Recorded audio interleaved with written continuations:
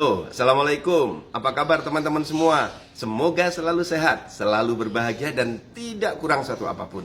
Teman-teman, ada yang bertanya pada saya, Pak, bagaimana caranya? Saya dulu pernah keluar dari kartu keluarga orang tua saya, dan sekarang ingin kembali ke kartu keluarga orang tua saya. Teman-teman, saya beritahu ya, caranya begini.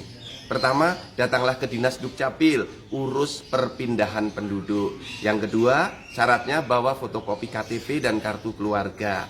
Yang ketiga, tidak dipungut biaya, gratis. Dan yang keempat, urus sendiri, jangan lewat calo. Nanti Dinas Dukcapil akan segera memproses perpindahan Anda. Bila dalam satu kabupaten kota, KK dan KTP baru akan segera diterbitkan. Bila beda kabupaten kota, Dinas Dukcapil daerah asal akan menerbitkan SKP, surat keterangan pindah. Bawalah SKP itu ke Dinas Dukcapil tujuan untuk digabungkan dengan KK orang tua Anda.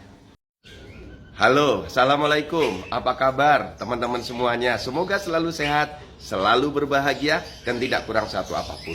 Teman-teman semua, ada yang bertanya pada saya, Pak, nikah siri itu ada dalam KK atau tidak? Kira-kira seperti itu pertanyaannya. Nah teman-teman, saya beritahu ya, semua penduduk Indonesia itu wajib datanya ada di dalam kartu keluarga. Yang paling baik adalah nikah yang tercatat. Nah, dalam hal menikah, masih nikah siri atau disebut dalam kartu keluarga sekarang nikah belum tercatat, status hubungan suami dan istri tetap ada dalam kartu keluarga.